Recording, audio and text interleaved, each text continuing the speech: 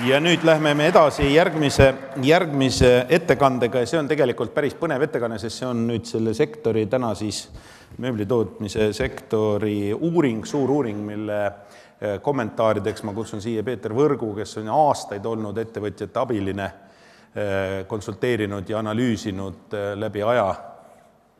Siin on. Läbi aja, mis toimub meie majanduses ja ettevõtluses ja nüüd ta siis räägib meile, mida see uuring näitas ja muuhulgas ta kindlasti näitas, et näiteks palju täna eelmises ettekandes räägitud Soome on ikkagi üks meie kõige olulisem eksporditurg siiani olnud ja on. Nii et see, millest, kuidas hakkavad arengud ka lähiturgudel toimuma, sõltub päris palju. Aga Peeter, palun.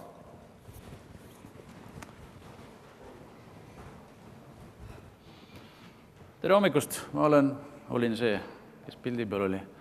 Ma on selline huvitav déjà vu tunne. Ma olin enam-vähem täpselt 6 aastat tagasi, enam-vähem täpselt sellel samal üritusel ja pean tunnistama, et räägin täpselt sama juttu ka, väikese numbri erinevusega. Jutt käib sektoruuringust selle aasta suve lõpus. Me uurisime mööblitööstust 2015. aastal siis ja eelmine kord uurisime me seda 6 aastat tagasi. Ehk siis 6 aastat tagasi mitte siin, aga samal üritusel rääkisin ma sama pealkirjaga juttu aastaga 2009. Ja uuring ise, me küsitlesime firmasid, kelle käive oli rohkem kui 300 000 eurot, ehk võiks öelda, et need ettevõtted, kes võiksid nagu päriselt enam-vähem tootja nime kanda või tööstuse nime, ja selliseid ettevõtteid oli 165 tänasel päeval Eestis ja 6 aastat tagasi oli neid enam-vähem täpselt sama palju. Nii et selles osas on väga huvitav, ma arvan, võrdlus nende aastate vahel. Ja me küsitlesime nendest firmadest enam-vähem pooli. Ehk kui me räägime kõikvõimalikest uuringutest, kus tihtipeale küsitletakse 1% ja taandatakse see 100% nagu õiged vastused, siis me oleme reaalselt rääkinud pooltega nendest ettevõtetest, kes siin suuremad on. Täna ma lasen siia taustaks ka graafikuid ja slaide. Üks on siin juba ees, aga pigem ma kommenteerin nende aastate võrdlust, sest ka läbi aegade igast uuringuid tehes on olnud küsimus, et mis kasu on uuringust ja kuidas neid uuringu tulemusi nagu mõistlikult ellu viia. Ja jutt on tegelikult olnud alati see, et kõige rohkem on kasu sellistest uuringutest, millel on järjeuuringud, kus on võimalik hinnata ka trendi, mis vahepeal on juhtunud. Et kui üks uuring ütleb, et vastus on 4, siis see ütleb meile midagi, kui ta eelmine kord oli 3,5, siis me näeme mingisugust muutust. Nii et selline teema tuleb praegu. Aga selle küsitluse selliseks, võiks öelda, nagu kõrvalproduktiks, ma räägin, tekkis ka uuesti mööblitööstuse andmebaas, mis on pigem nagu statistiline.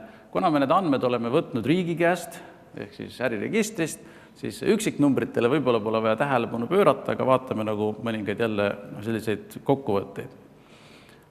Me leidsime, et tänasel päeval on Eestis natuke üle 660 firma, kes nimetab end mööblitootjaks. Ja 6 aastat tagasi oli see number 550. Ehk meil on tulnud hulk mööblitootjaid juurde. Aga kui me nüüd vaatame, siin on graafik töötajate arvu järgi, me vaatame seda graafikut, siis nad on peaaegu kõik tulnud juurde vahemikus 1–5 töötajat, kes ei ole ilmselt veel nagu väga suur tööstus, aga ilmselt on meil palju tulnud juurde uusi firmasid sellesse sektorisse.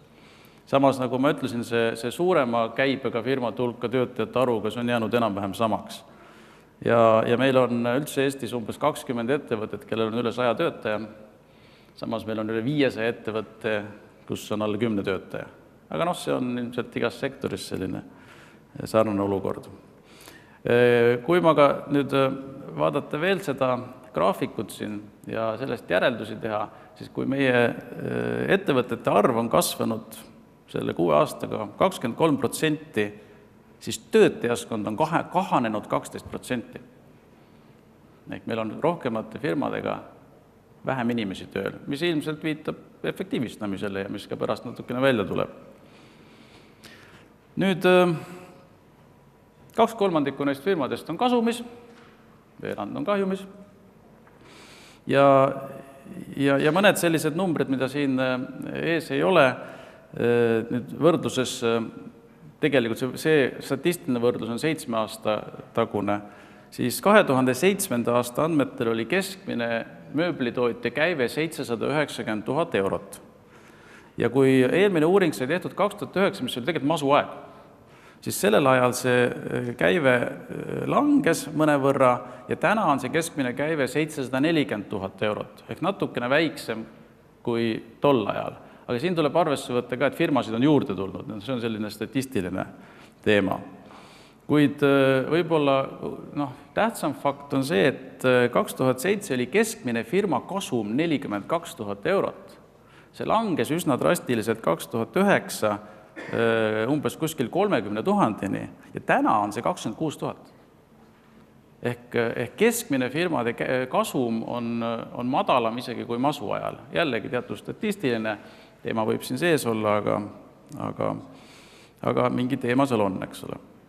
Ja kuigi 2009 ennustasid kõik ettevõtted juba 2012. aastaks olulist kasumi kasvu, siis seda ei sündinud. Nii. Nüüd sektorist endast või tervikust meil on 3 firmat Eestis, kelle käive on üle 20 miljoni ja veel 7 firmat, kelle käive on üle 10 miljoni. See on meie see tipp. Ja kogu sektori käive on suurusjärgus natukene alla 500 miljoni euro, ehk ma ei tea, kas siin võib ka, äkki on mõni firma veel puudu, siis kas me oleme juba 500 miljardi peal või saame ehk järgmine aasta, peaks arvestatav sektor, kasv 6 aasta tagusega, kogu sektori käibe kasv on ka täiesti olemas, aga mis ma hindaksin ülipositiivseks on see, et ekspordi osakaal sellest käibest on praegu 56% ja see oli umbes 50% 6 aastat tagasi, ehk et lisaks käibele on ka ekspordi osakaal kasvanud, väga võimas sektor selles mõttes, kes ikkagi suure enamuse oma kaubast välja veab. Nii et statistikast ma rohkem ei räägi, asun selle küsitluse juurde. Võib-olla veel ekspordist nendest firmadest, kes olid küsitluses ehk üle 300 000 käibega firmadest, ainult 8 tükki vastanutest ei eksportinud, kõik ülejäänud eksportisid. Ja siit ma arvan, et ongi mõistlik minna ekspordist rääkima. Jätkuvalt suurimad turud, loomulikult Soome ja Rootsi. Soome eksportis 36% vastanutest, Rootsi 25% vastanutest, see on üsna loogiline, aga järgmised on juba üsna väikese osakaaluga Norra, Läti, Leedu 6% ja 5%. Ja tegelikult minu jaoks oli mõnevõrra kummastav see, kui vähe me oma lõunapoolsetesse partneri või naabritele ekspordime. Nad on ju siin lähedal ja loogiliselt nagu meie piirkonnas. Mitte ühtegi kaugemat maad selles vastanute seltskonnas ei olnud Aasiast, ei olnud Ameerikast kedagi. Loomulikult me küsisime pooli ettevõtteid, et seal teiste poole peal võis midagi veel olla, aga selline oli olukord. Kui nüüd võrrelda 2009. aastaks, siis Soome osatähtsus on üsna täpselt sama, mis oli siis, ja Rootsi on 5% võrra tõusnud, ehk selle turuga ollakse saavutatud edu, ka Saksamaa on natukene tõusnud, ja Norra ja Läti osatähtsus on veidikene langenud.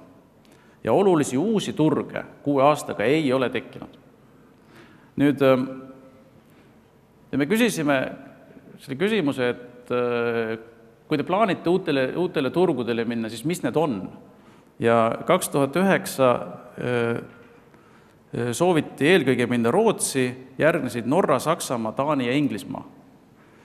Ja me võime nüüd selle uuringu põhjal järeldada, et tegelikult Rootsi suunal on see töö olnud üsna edukas. Ka Saksa suunal on edu olnud, aga näiteks Taanist ja Inglismaast ei rääkinud praegu keegi. Et osad turud on siis toiminud ja osad ei ole. Ja siis siit edasi küsimus täna, kuhu turgudele soovitakse minna, kui uued turud on. Uutele turgudele üldse uusi turge soovisid vallutada nendest vastanutest natukene alla poole. Ja siin on jällegi, eks ole, Rootsi eelkõige, seejärel Norra, seejärel Saksamaa, samad riigid, mis on jällegi loogiline ja siin võib-olla sellisest rohkem mainiti veel Prantsusmaad, ülejäänud riike väga väheste poolt, aga seekord üksikute vastustena oli siin sees ka Türgi ja Valgevene ja Iisrael ja ka näiteks ikkagi Ameerika ja Hiina poole vaatajaid, aga need on väga üksikud.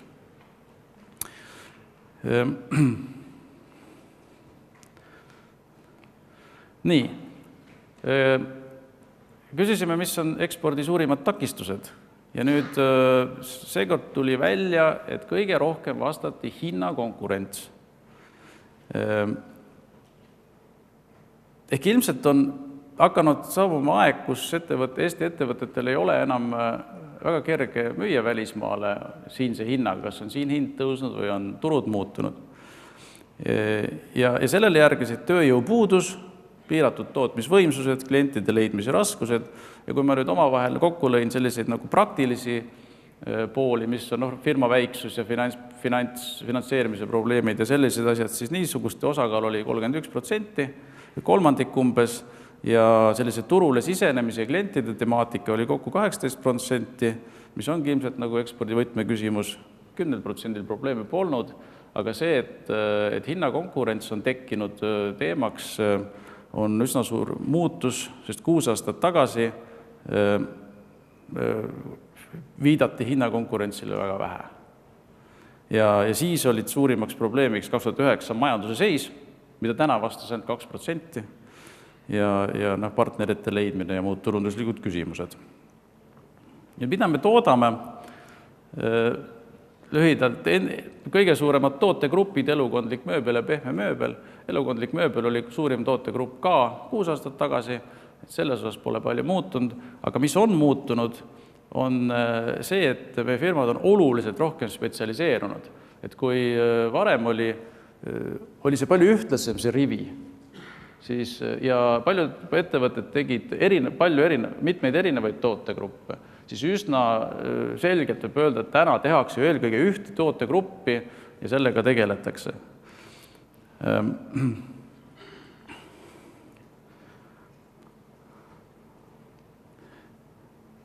Nii, ja seda eksporditakse, see on väga segane slaid, et kuhu üldse midagi eksporditakse, siin on kommentaar ainult see, et nii pehmed kui elukondlikku mööblit ehk neid põhilisi tootegruppi eksporditakse päris paljudesse riikidesse, siin vastanutes 11 erinevat riiki, aga näiteks pehmed mööblit ekspordivad palju rohkemad firmad kui elukondlikku mööblit.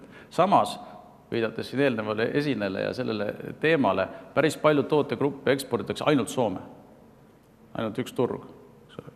Et kui seal mingi äpardus juhtub, siis võib olla probleeme.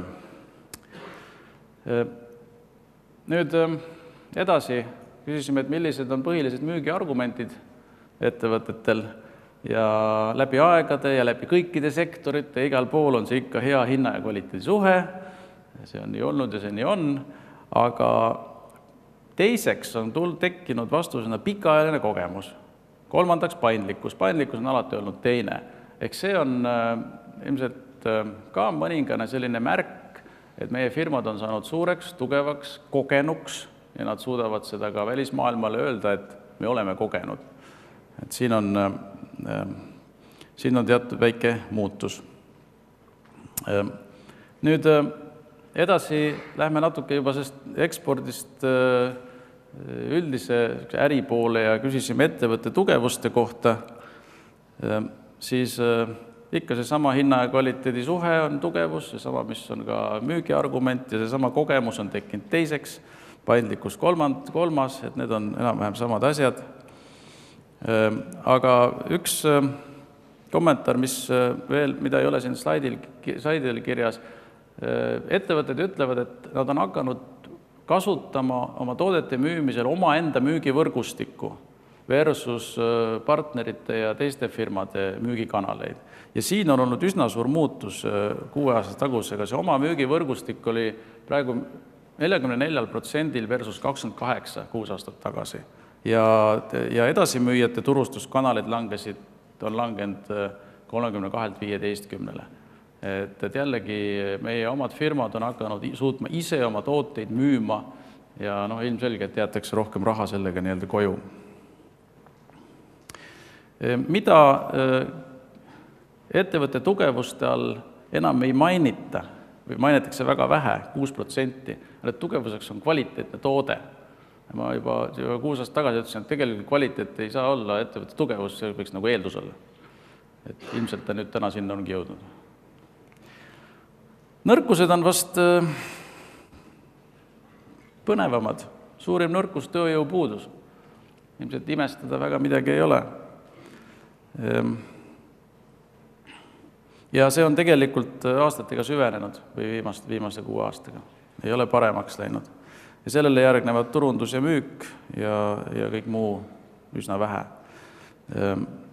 Samas ma vaataksin järgmist slaidi, läheb järjest, vale pidi läks, millised on arengut takistavad tegurid.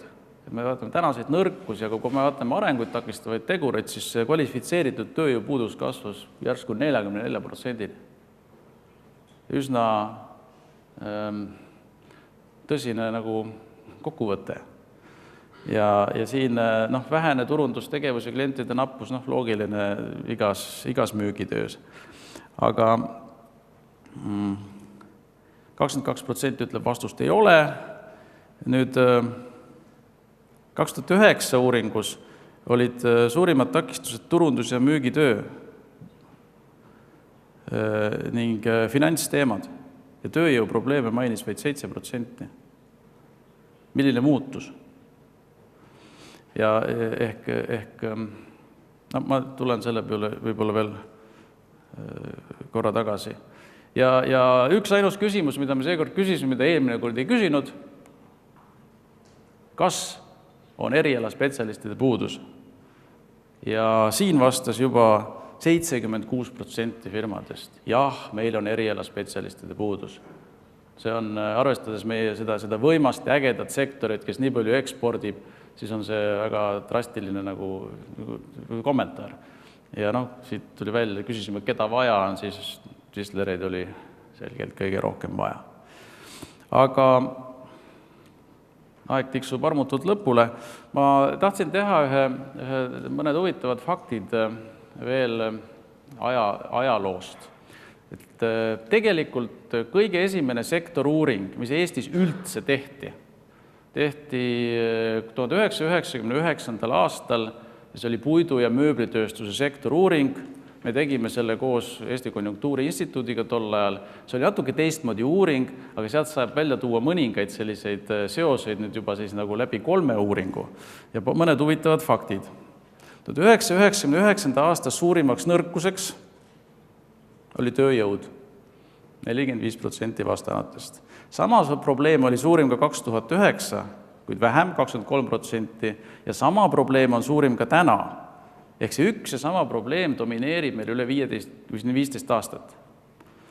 Nüüd 99 järgnesid nõrkustena kehv seadmepark ja turundus, 39-25%.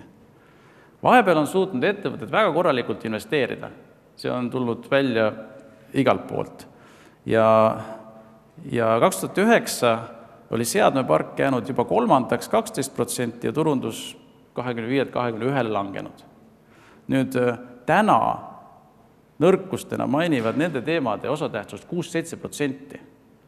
Ehk kui ma võtaksin selle asja kokku, siis tegevused, mis on sõltuvad olnud meist endist, meie ettevõtetest, seadmeparki investeerimine, efektiivsus, turundus, on väga hästi head tööd tehtud.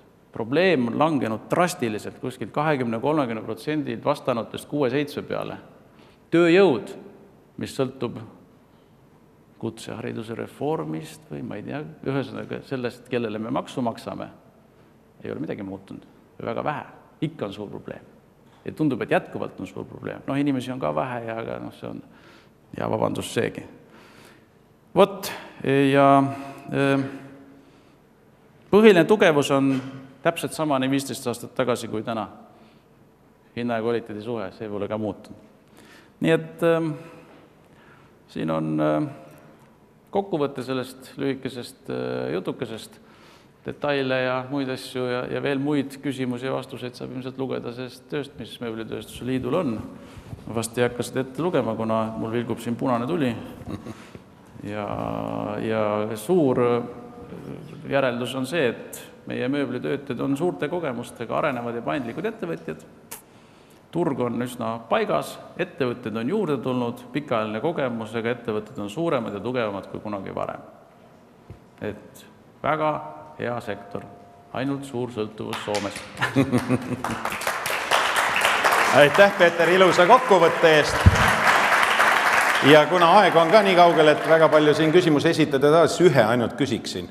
Kas sa oskaksid öelda dünaamikas, sa ei maininud seda, uues või selles viimases küsitluses oli disaini element oli 1%, nii-öelda success factor, edufaktor. Mis ta eelmine kord oli? Ei, ma peast küll ei tea. Aga ikkagi peab mainima, et suhteliselt väikene osa, eks ole. Kõik teised on oluliselt suurema kaaluga kui disain. Samas me järgmises plokis hakkame sellest rääkima. Üha rohkem ja rohkem hakkab tegelikult mõjutama just nimelt see osa seda nii-öelda konkurentsivõimekust rahvusvahelist vähemalt. Ja kindlasti tõenäoliselt ka siin. Eelmine uuring pühendus disainile väga palju, mida me praegu ei teinud üldse. Ja teine küsimus on, et sinu järeldustes oli selgelt välja toodud, et turg on ikkagi väga regionaalne. See on siis Põhja-Euroopa klassikalises mõttes, sellepärast, et ka need riigid, kes siin nii-öelda on Lääne-Euroopas, neid arvatakse sellesse Põhjala areaali. Samas me teame, et nii-öelda kõige kiiremini kasvavad turud on mujal. Kas sul jäi tunne, et sinna väga vaadatakse või üldse ei vaadata või kuidas sa nüüd hindaksid nii-öelda kogemuse pealt?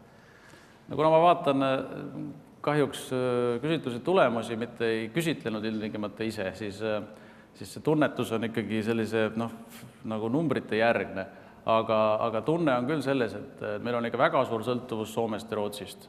Ja just ilmselt selles sektoris ja teiste riikidega on üsna nagu keeruline ja kui siis ikkagi ainult Euroopa, meil on ju seal, vaatasime need üksikud numbrid, seal firmad ju tõid välja, et me võime nii palju sinna, nii palju sinna, nii palju sinna, et me see statistika on üsna laialdane ja mingit sellist nagu nägemust, et läheme vallutame kaugeid ja kiiremini arenevaid turge, niimoodi ei näinud. Kindlasti kellegil on, aga nagu ma ütlen, et isegi Läti-Leedus on meie ekspordis väga väikse osaga. Nad on ka konkurendid? Nad on konkurendid, jah, loomulikult, aga ja nagu me nägime ka seda, et kui 6 aastat tagasi öeldi, et lähme Inglismaale ja ka Taani, siis täna neid pole üldse olemas. Et võib-olla, ma ei tea, võib-olla tuleb jälle seljad kokku panna midagi teha. Aitäh, suur tänu, Peeter. Aitäh.